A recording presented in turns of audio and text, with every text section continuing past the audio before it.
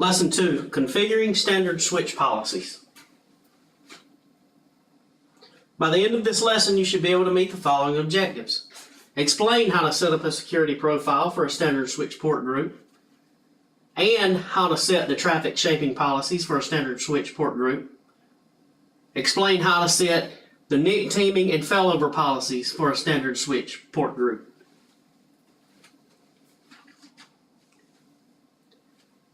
So what about the network switch and your port policies?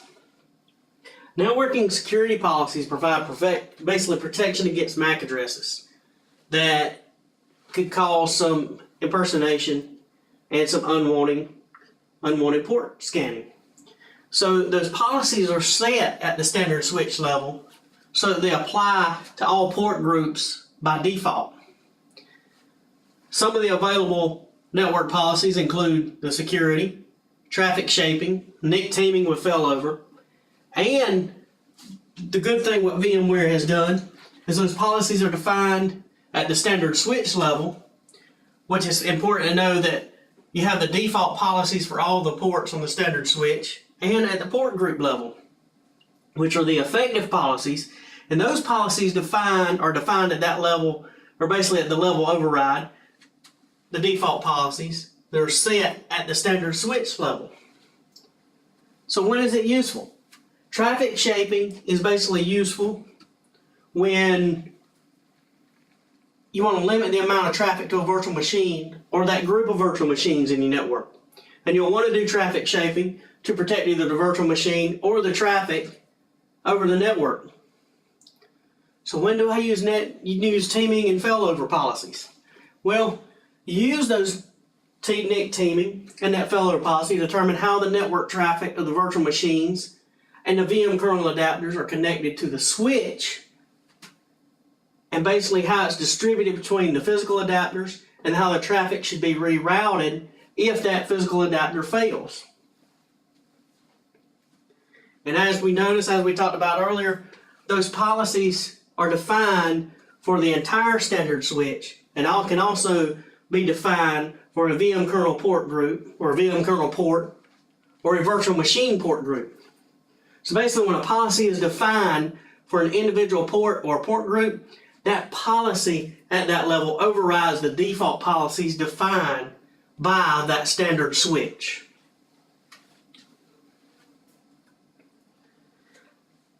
Configuring your security policies. You as an administrator in your network can define the security policies at both the standard switch level and the port group level. There's three modes here, we've got three modes here. Promiscuous, the MAC address changes, and forged transmits. The promiscuous mode allows a virtual switch or a port group to forward all the traffic regardless of their destination. And that default is set as reject for promiscuous mode. What about MAC address changes? When set to reject in the promiscuous mode, or reject, if the guest attempts to change the MAC address assigned to the virtual NIC, it stops receiving frames. Then the default becomes accept. Okay? So what about the forged transmit? When a frame source address field has to be altered, or it may be altered by the guest and contain the MAC address other than the assigned virtual NIC, which that NIC host that has the MAC address in it, you set the forged transmit parameter to accept or reject such frames. But just know the default on that is to accept. I apologize for my writing. So in this security policy here, what we just went over amongst them all, we'll notice that we'll have promiscuous mode, MAC address changes, and forged transmit. Now, each one of those are automatically set with default levels. Promiscuous mode, reject, which we talked about here, accept on your MAC address change, and accept on the forged transmits. In general, those policies give you the options to basically of disallowing certain behaviors that could compromise the security.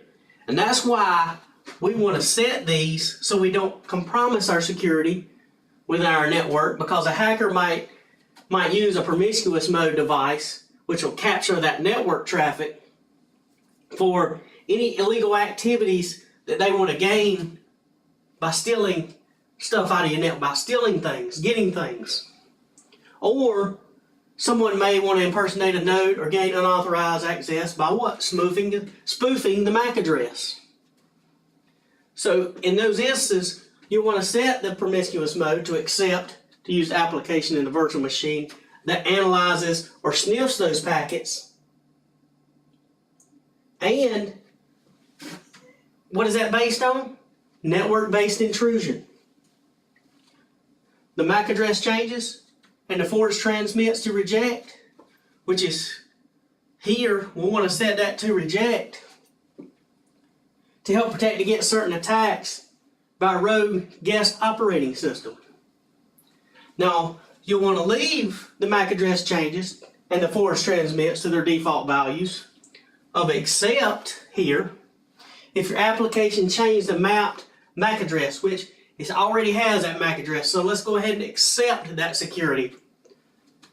And what that does is do some guest operating system based firewalls that have the MAC address already built in it and accepts it because it sees that MAC address already in the table. So here we'll see a traffic shaping policy. So a virtual machines network basically can be controlled by this traffic shaping policy. Okay, so with this traffic shaper, when you use it on distributed or a standard switch, shaping that traffic only takes that outbound network traffic and uses it. So you're going outbound with it, outbound bandwidth here. Okay, so to control the inbound traffic, you want to use load balancing and turn on rate limiting features on your physical router. So as we see right here, we have our burst size. So right here we have our policy, which is the average rate. What do we want our average rate of our bandwidth to be? What do we want to have our peak bandwidth at right here? So how much do we want that bandwidth to spike? And what burst size? So burst size equals your bandwidth times time.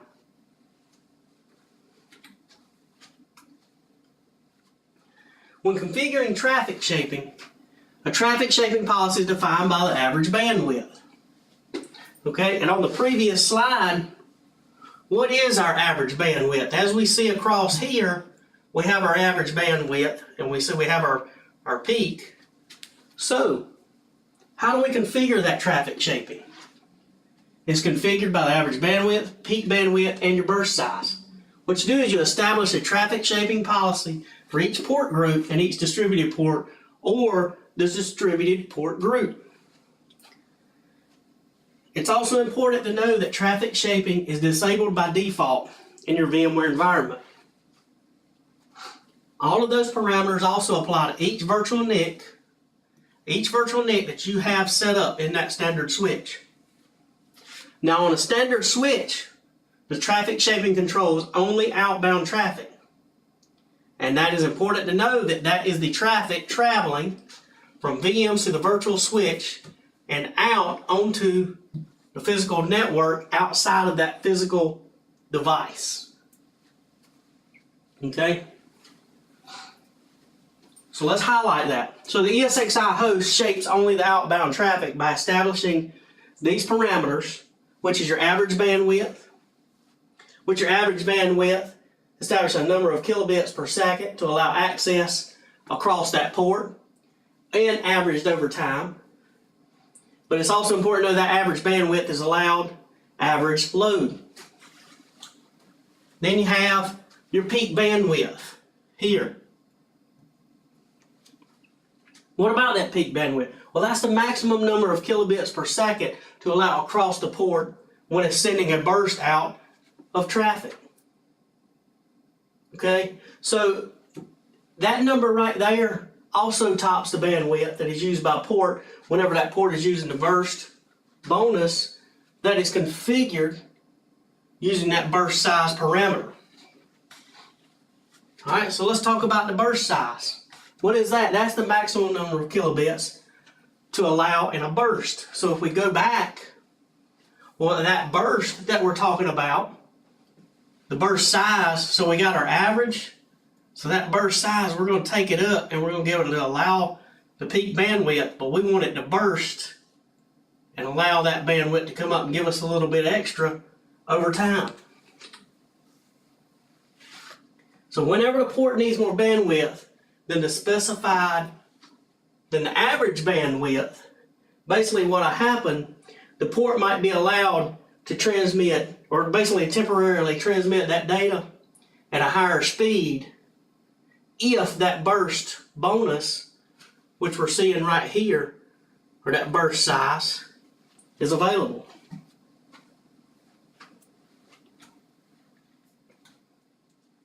NIC teaming and failover policies. You as a VMware administrator can edit NIC teaming policies and your failover policies by configuring your load balancing, your network failover failure detection. You can tell it to notify your switches. Do you want it to fail back? What order do you want it to fail back on? Okay, here's my active adapters, VMNIC1, VMNIC2. Where do you want that order? Where do you want these adapters, and what order do you want them to fail over at, just in case it does happen? So what does NIC teaming do? NIC teaming enables you to increase the network capacity of a virtual switch by utilizing 2 or more physical NICs, basically in a team. So you put them together, they're working together as one. Whereas that allows you to determine how the traffic is rerouted, just in case you have that failover of one NIC. You can also include physical NICs in a failover order, which you see right here, failover order. Which one do you want to pick up in what order? All right, so we have NIC teaming policies. NIC teaming policy, you'll use this NIC teaming, basically connect a virtual switch to multiple physical NICs on that host to increase the network bandwidth of the switch and to provide redundancy. What about a load balancing policy? The load balancing policy determines how the network traffic is distributed between the network adapters in the NIC team. So if we have 2 NICs right here, this is NIC 1, this is NIC 2, that load balance, how is it going to be distributed between these network adapters here? Because they are teamed together, working as one. You have your failback policy. Your failback policy, basically by default, is a policy that is enabled on a NIC team. So this NIC team that you're seeing here, okay, that failback policy is on by default. If a failed physical NIC basically returns online, what happens is that virtual switch sets that NIC back to active, to give us an active status by replacing the standby NIC that took over its slot. So if this one took over, basically it's going to replace it back to active. This one will be once it picks back up. And everything will become as one, and you got that NIC teaming still in place. Or 2 could carry over for 1, 1 could carry over for 2.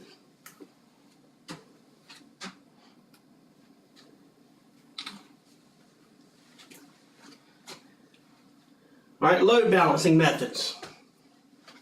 What about your originating virtual port ID? In this diagram right here, the diagram shows routing based on originating port ID. This is called virtual port ID load balancing.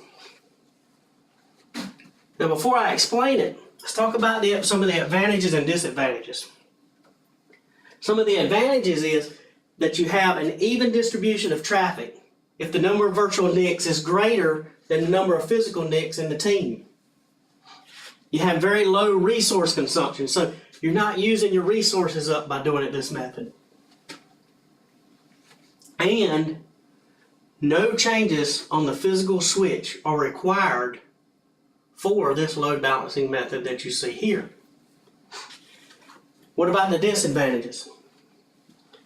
The disadvantage of this model, or this load balancing method as you see in this slide, is the virtual switch, which is here, is not aware of the traffic load on the uplinks. Therefore, it doesn't allow load balancing, or does not load balance the traffic to the uplinks that are not used as much. And the bandwidth that is available to say this VM here, okay, is limited to the speed of the uplink that is associated with that relevant port ID, unless that virtual machine has more than one virtual NIC. Okay, so let's discuss this. So we have PC 1, 2, 3, 4. All right, we have our physical switch here. We have our virtual switch here. All right, we have virtual machine 1, virtual machine 2, virtual machine 3, virtual machine 4. Now what we're doing right here, let's go out of PC 1. What that's doing is it's okay, let's go to this physical switch here. This physical switch is going to send me out port 1. And go to this physical, or this physical network adapter. Then we're going to go to this first physical switch here. This physical switch is going to send me out port 1 to this virtual machine, virtual adapter. So how are we going to get PC2 to VM2? Alright, it's connected to the physical switch. That physical switch comes out, goes out to that physical adapter, to that virtual switch. Then we have it to that physical adapter, network adapter on this VM2. So you see it going across. You see how it works, and it's defining it by port right here on how it goes out and it comes in. Physical or switch or computer 3, PC 3. It's going into the physical switch. It'll be coming in any port here on this physical switch. It's going to this physical NIC here. 1, 2, we'll say physical switch 3. It's coming to physical NIC 3. It's coming out and it's coming to this virtual switch and said, okay, let's send this out port 4. So we're going to send this out port 4 right here to this virtual network adapter to VM3. All right, then we look at PC4. PC4 says, okay, I'm going to start right here. I'm going to go out and I want to come or go. Actually, and I know I'm going backwards, but I think it's a little bit easier to describe. We're going to this physical device or the physical switch here. But look where it's taking us. It's taking us all the way to this physical NIC 1, coming around and then down to this virtual NIC. Now, let's reverse it. And as you see in this slide, it's having everything to go from the virtual side, which is here, up, down, over to the physical side. First, I showed you coming from the physical side to the virtual side. And if you look at it, it shows you going back from the virtual side to the physical side. And the reason I point that out, because we have the mindset we're all the time on our physical machine. So with that being said, we always know we go through a physical switch. Physical switch connects to our physical NIC, and then we go from our physical NICs, network adapters, to our virtual adapters. Now, I know that's a little bit of busy screen, and I apologize, but the main gist to know right here is to show you how that routes by originating port ID, which is called port ID load balancing.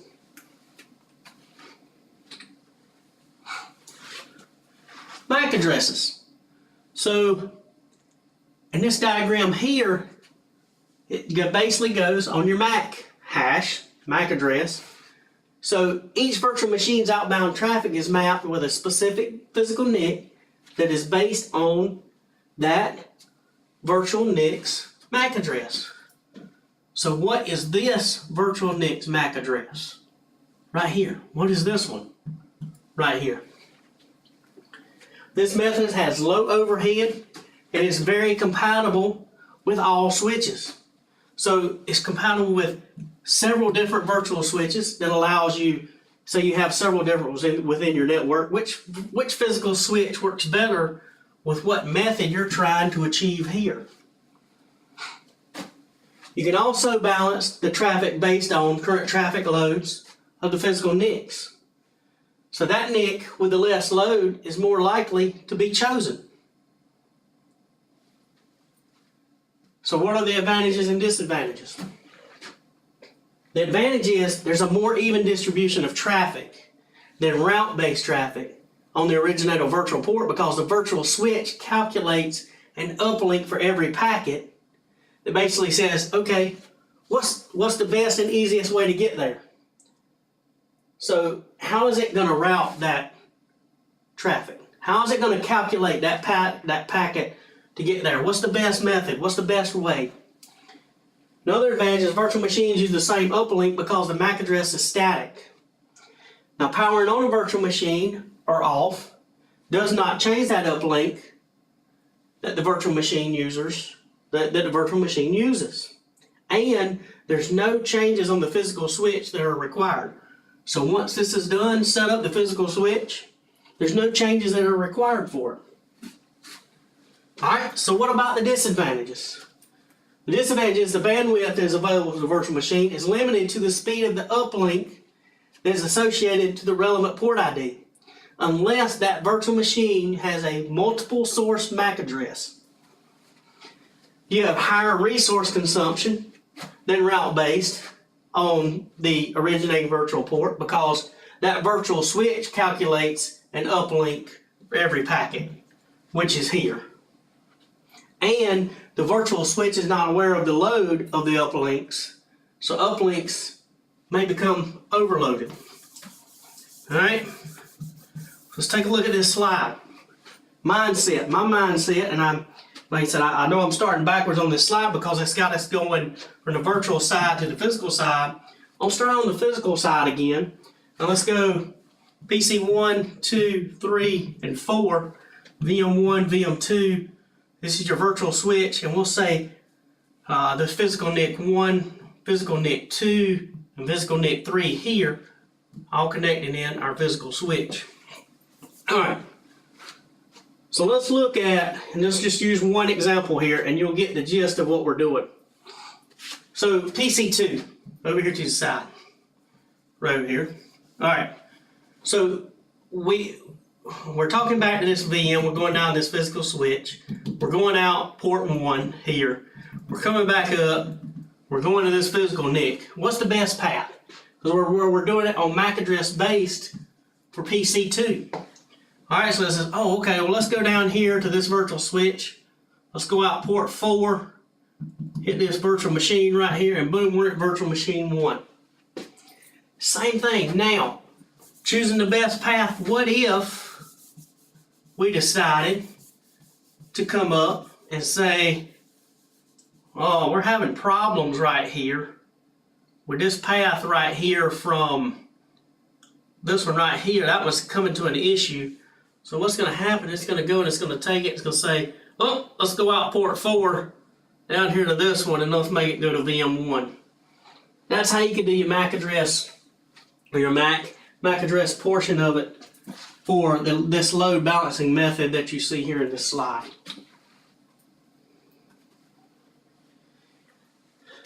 Source and destination IP. This shows it based on IP address. This method has low overhead also, and is compatible with all switches. But it may not spread the traffic evenly across all of these physical NICs right here. So what are the advantages and disadvantages? An advantage is, and I'll just describe a couple of them, is you have a more even distribution of traffic than route-based, because the virtual switch calculates an uplink for every packet. Okay, now the virtual machines use the same uplink because the MAC address is static.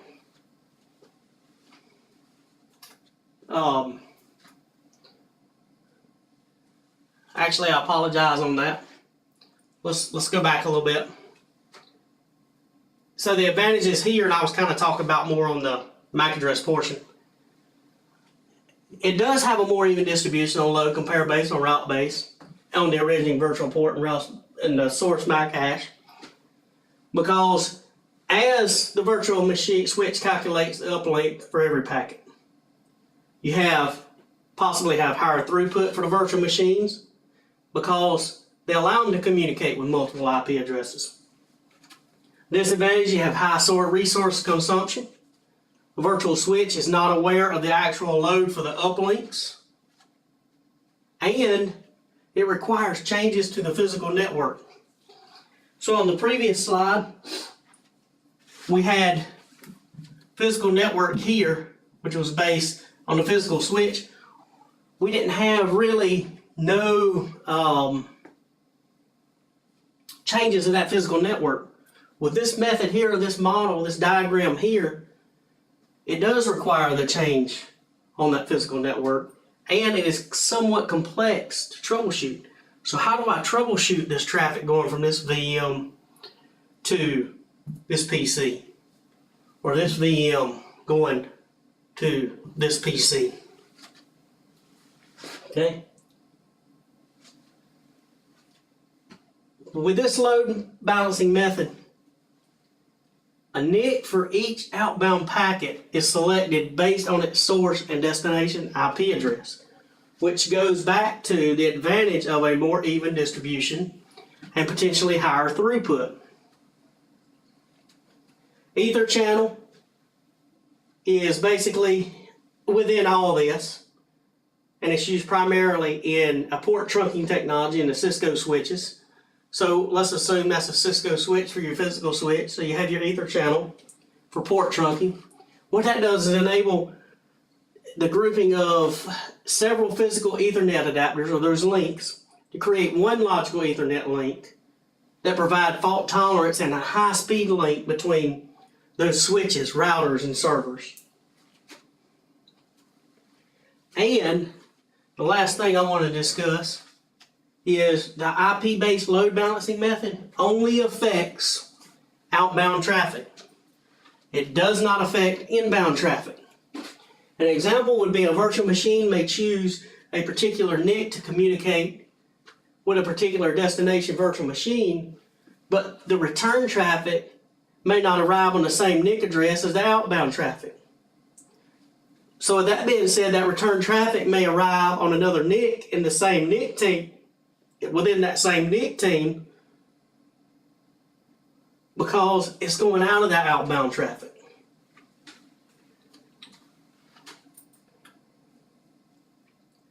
So handling and detecting network failures. The VM kernel can use link status or beaconing, or both, that detects the network failures. A network failure is detected by the VM kernel, which monitors the link state and performs beacon probing. So beacon introduces a 62-bit packet load that is basically every 1 second, or approximately 1 second per physical NIC. And when that's active, that VM kernel sends out and listens for probe packets on all the NICs that are configured as part of that team. The VM kernel notifies the physical switches of changes in the physical location of the MAC address. Failover is implemented by the VM kernel based on failback and load balancing. And the failback portion of it basically determines how a physical adapter is returned to basically active status after recovering from a failure. If a fallback is set to yes, then that failed adapter is returned to active status immediately upon recovery. So as soon as it recovers, it immediately goes back to active status, and what it does, it displaces that standby adapter that took its place in the time of the failure.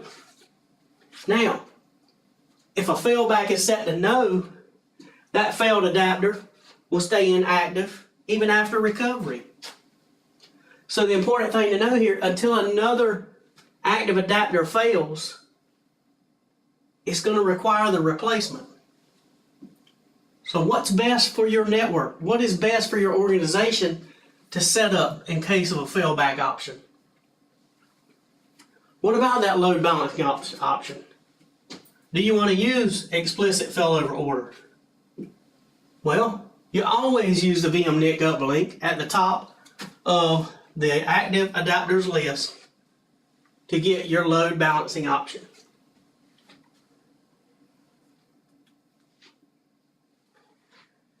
Some of your physical network considerations. Well, your virtual networking environment basically relies on our physical network infrastructure.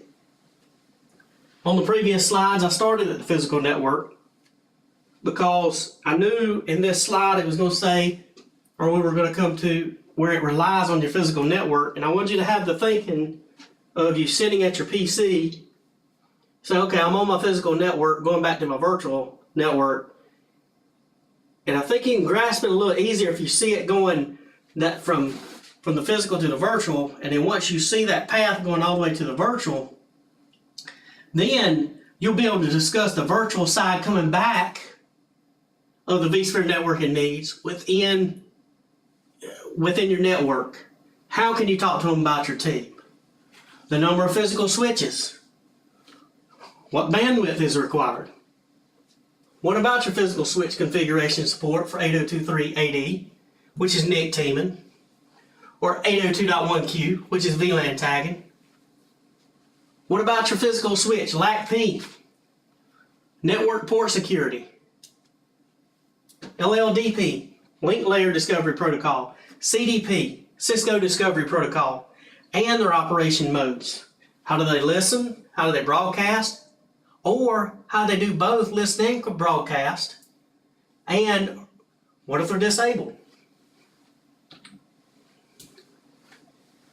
You should now be able to meet the following objectives. Explain how to set security policies for a standard switch port group.